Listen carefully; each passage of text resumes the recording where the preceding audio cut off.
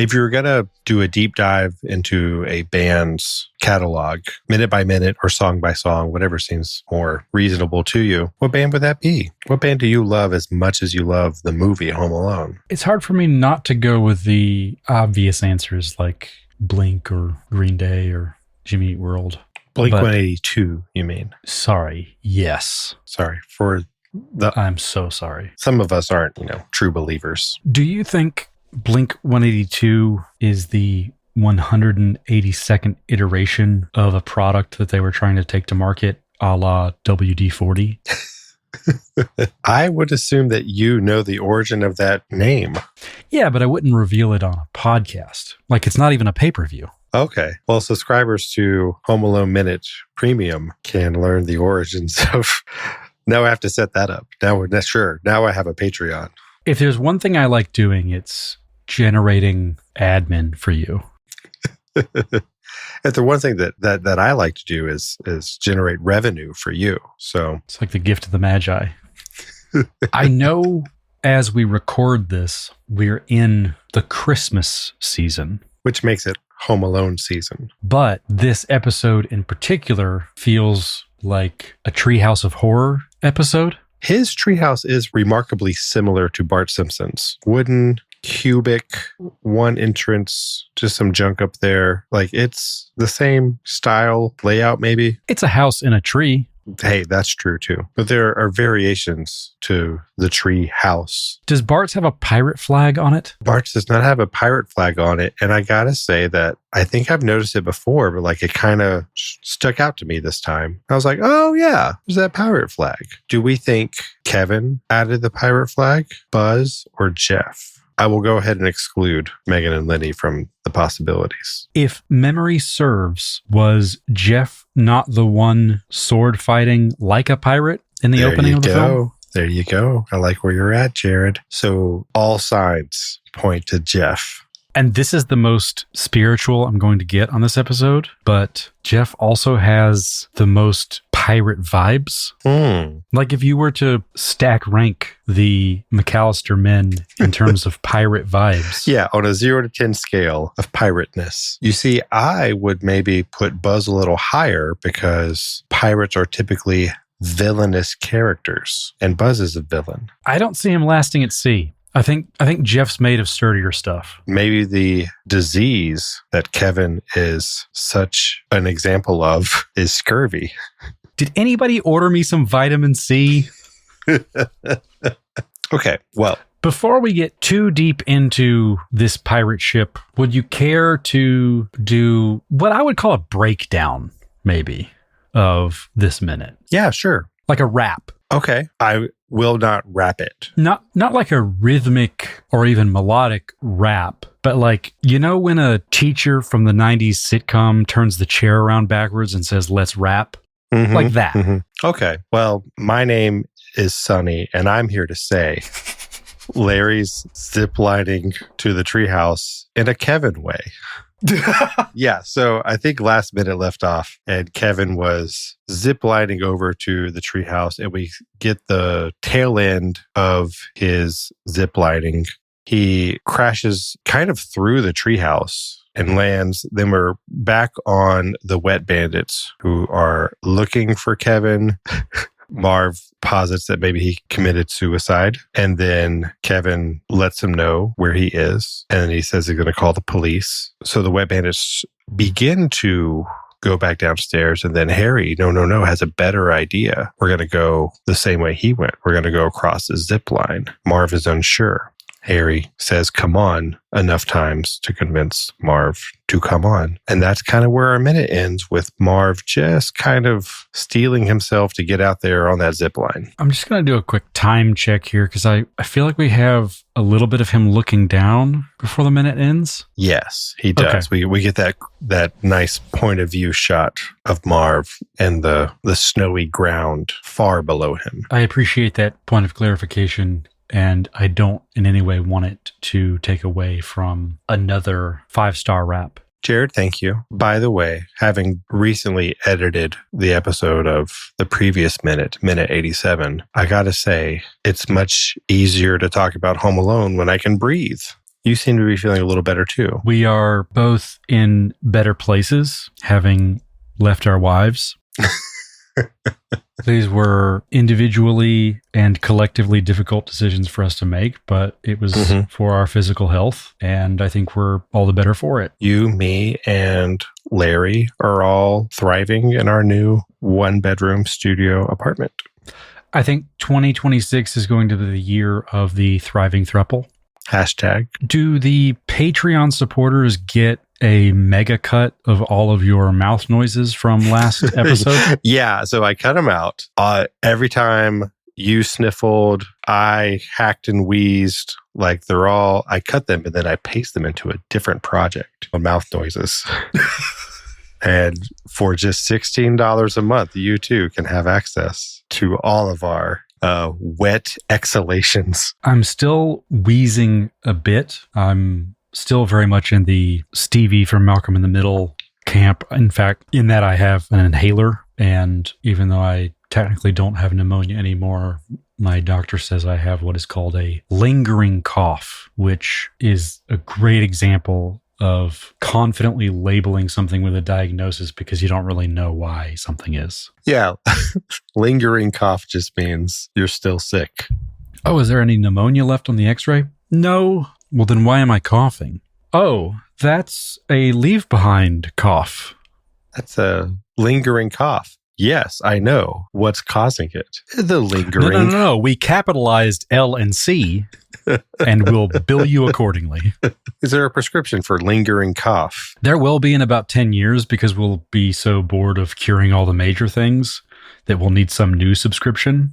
It doesn't seem like we're curing the major things. I mean, I guess some people are making some progress, but to me, it seems like we're accidentally curing stuff. It seems like everybody's going for cancer and they end up with something that helps you lose weight. And they go, all right, we can, at least we can sell it. Turns out this blood pressure pill gives people boners. Yeah, the pharmaceutical industry isn't looking to cure anything because they're selling subscriptions. But again, things happen, accidents come about, things will be cured. And at that point, they'll be looking for something to sell, and it will be a medicine for lingering cough. But then, because it was rushed to market, there'll be another like 10 or 15 years after that where you'll see a bunch of ads for attorneys who are there for the class action suits against the lingering cough medicine. Do you think the opposite is true? Do you think that sometimes the scientists are going for the trivial, like they're trying to make a drug that regrows hair or makes your nose prettier or whatever, and then it accidentally cures cancer? And they're like, we're going to make a fortune on this hair regrowth thing. All it does is save sick kids' lives. This is dangerous territory to tread, actually. You have thoughts. I have many thoughts and have somewhat verifiable info. You have some lingering thoughts. I have lingering thoughts. And honestly, if I could cure it, I would. Let me ask you this, because I haven't done this in a while, but I did it for this minute. Let's play a game of how many cuts are in this minute. I counted them up. I made sure that cuts on either side of the minute were not included. So starting at 87:00 all the way to 88:00, how many times does Raja cut to a different shot? So you're starting with that Larry wide, right? That's what I wrote down in my notes. And then we have a Larry tighter, and then there's that great almost like perfect side shot of the treehouse, right? Then we have the back of the treehouse where we see a board get kicked out. We have him falling back onto his G.I. Joe, I believe it's the Tiger Force sleeping bag. Oh, thank you. I was trying to make out what property that was. G.I. Joe. It's a real American hero. Oh, that's why I wouldn't know. Then we have Wet Bandits coming up to the window and doing, I put it in my notes, the exact line, which is, "Where'd he go?"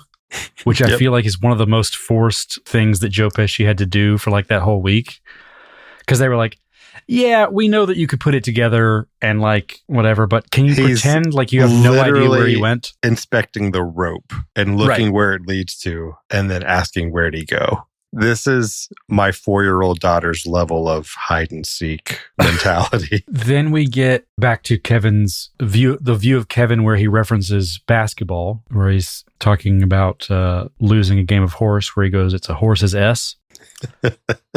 We remain a clean podcast. Then we get in the window, then the look down shot, then we're back to them in the window. I gotta say, you're doing a remarkable job of remembering all these shots, but it doesn't look like you're keeping count. That feels like 10-ish. Okay. Which it took all I had not to do in a Sean Connery accent. But I'll actually throw in 2 extras just due to gut feel, because there are a couple of times where maybe this is a false memory that's being implanted in real time, or I'm slowly becoming sympathetic to the AI and hallucinating. But there are a couple times where like somewhat close shots feel like they cut to similar close shots. One in my mind's eye I'm kind of saying is the window one. So I'm going to throw in 2 extras. So I'm going to say 12 cuts. That did get you closer. It was 15. Okay. And you did a good job. There's definitely more cutting in the approach to and impact of Kevin hitting the treehouse. That's a pretty fast-paced clip of cuts there. And then you're absolutely right that when the wet bandits show up in that window, they stay there for a little while. And it's not until Kevin interrupts them that we cut back to Kevin in the treehouse. And then we get a couple more cuts between Harry gets out on the rope, Marv's looking at it, second-guessing himself, then cutting back. That we get a few more cuts there. That POV shot where Marv looks at the ground. What was your favorite of those cuts? I tell you what, just do the whole thing. Can you do your top 15? That's what people are here for. Coming in at number 7, cut 9. Number 15, cut 15. Number 14, cut 3. Just the whole way through. That would be a great like bumper for every episode from here on out. Is just that's how we end it. Is just we rank the cuts of the episode. People are hungry for it. You've seen the emails. Bring on the cuts, they say. I do really like that close-up shot of Kevin with the handlebars, and he's flying through the air. The camera's like facing in front of him. It's almost like a Wes Anderson-y kind of thing. It's a little too tight, probably to hide that he's not actually flying through the air on a rope. Yeah, that he's being held up by his dad. Yeah, Chris Columbus himself is just sort of like got his arms wrapped around his knees. It's probably similar to one of the pieces of lore that I will give you from our family, which is that my son's passport photo has at least 3 of my fingers in it. I don't think there's anything cuter than a little baby's passport photo. Just presenting them like Simba. At Walgreens. And what's great is that passport photo is good for like 7 years. Yeah. They will become old enough to resent that photo. Yeah. My kid's going to be in like 3rd grade going like, yep, that's me. Pooping my pants. Apparently, the maybe he committed suicide line is an ad lib from Mr. Daniel Stern.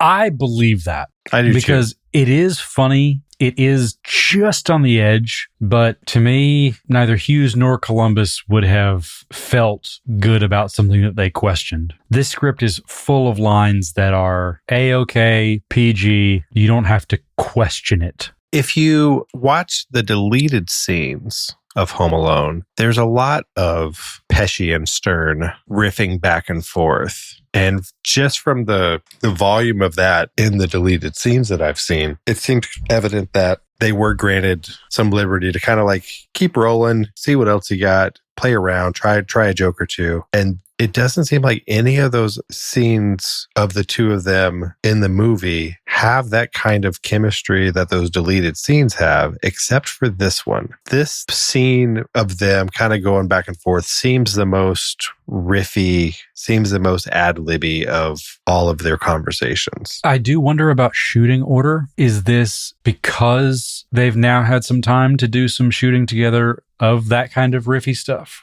Mm-hmm. And now they're more comfortable even in a non-riffy format, but I do agree with you. But yeah, the beauty of projects that keep those guardrails in and then let guys like this just sort of go, you're going to get material that you otherwise would not have gotten. And even some of the lines that are perfect for a PG movie, they might not have gotten there if you didn't let them work through the process of being Joe Pesci and Daniel Stern on a set.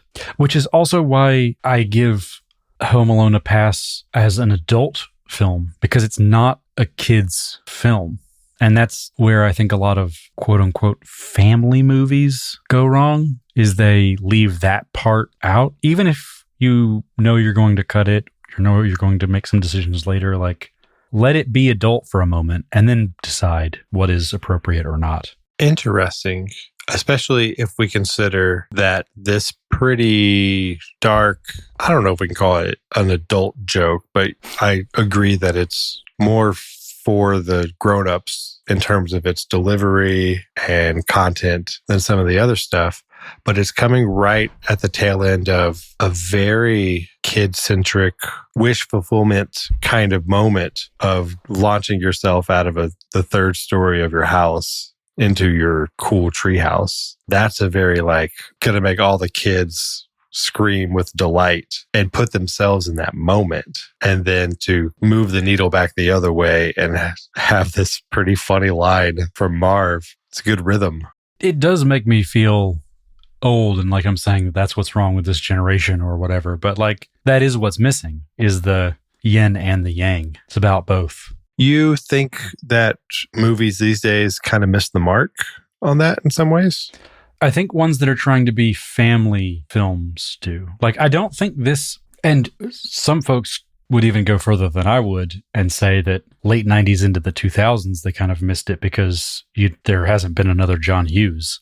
But there is this category of youthful optimism, the things that you're talking about, this wish fulfillment optimism that doesn't veer into a too political idealism. It's just hopeful even, but it is built in a way that it holds up to an adult level of scrutiny. Jerod, I think I agree. I'm kind of racking my brain for a counterexample. And we're talking about movies that thread that needle.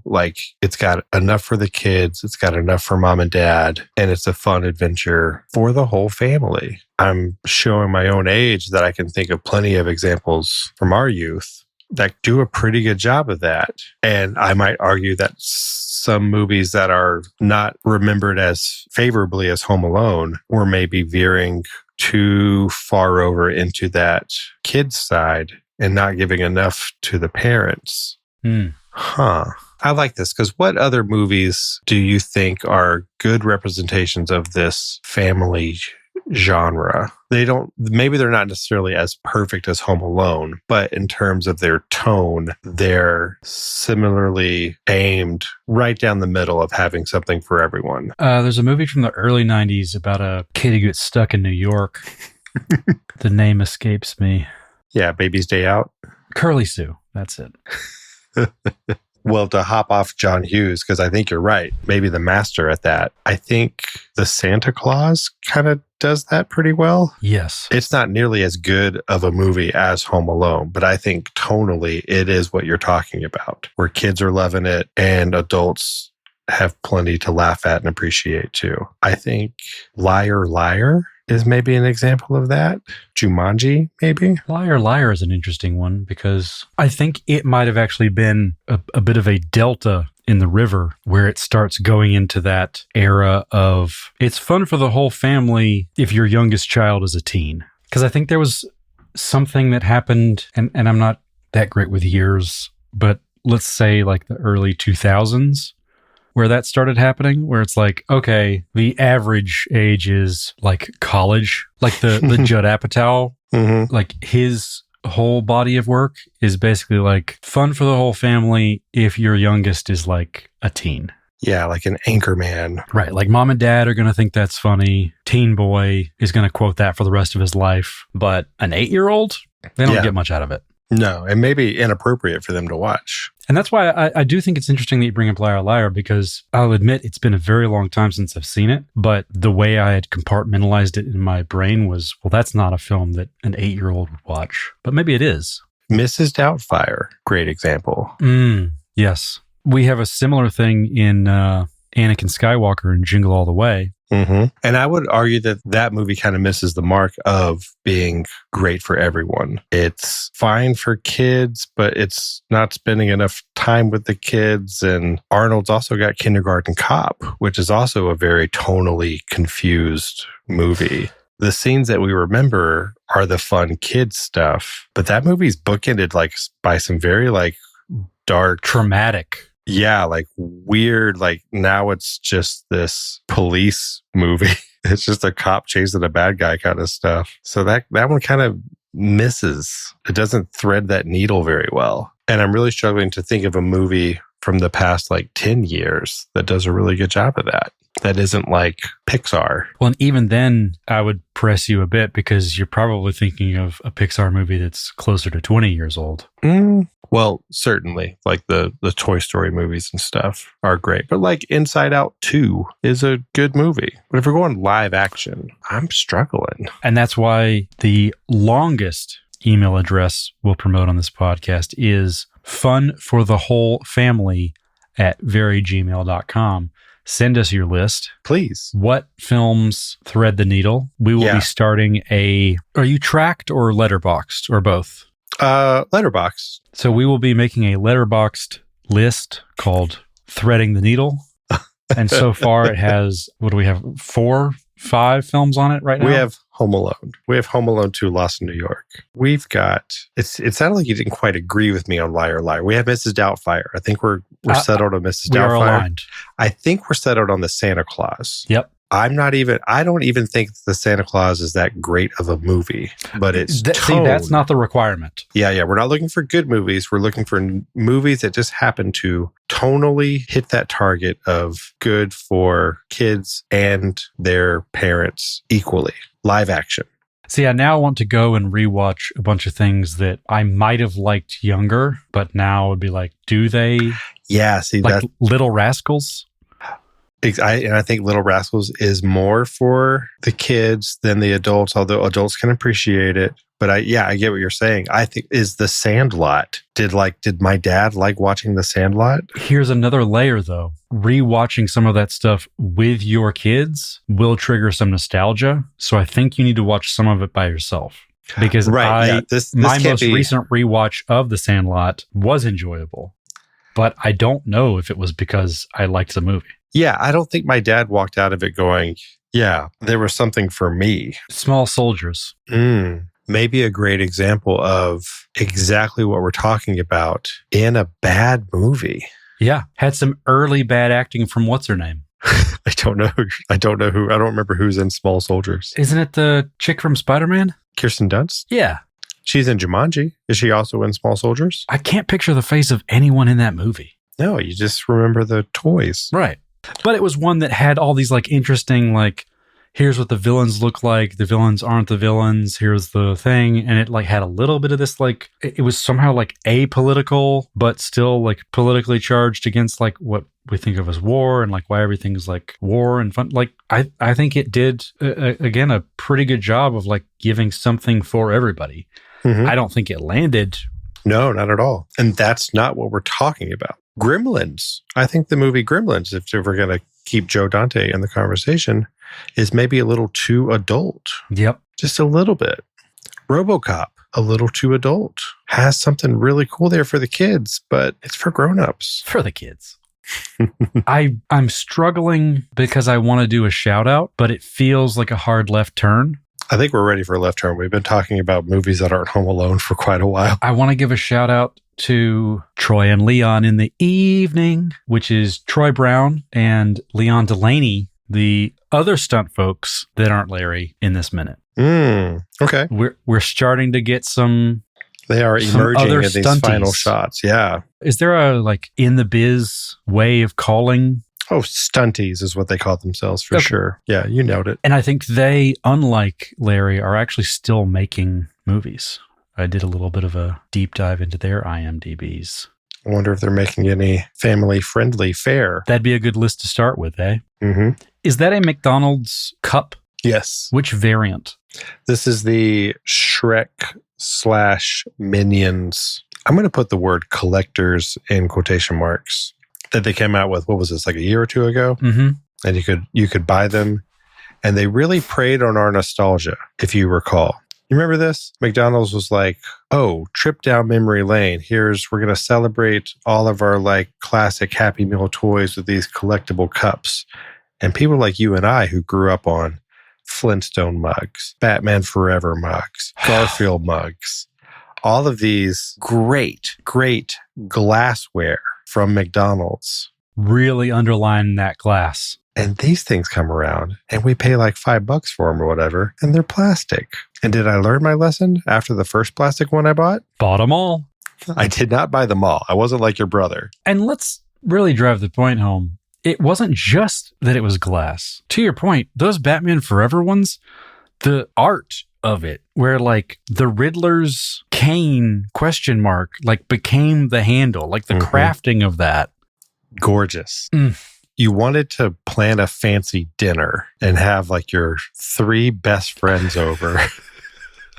Everyone gets an ornate glass. Right. That's like 4 ounces or something. Right. And those Garfield mugs were gorgeous too. Different little like joke on every one. Garfield's in a canoe doing something. Just great. And then these things come around. It's like, oh yeah, I'm back. And then it's just plastic. While I won't give it to Minions, I think Shrek tried to thread the needle.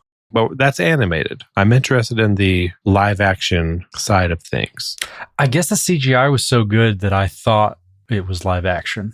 Because I know some donkeys that look like that.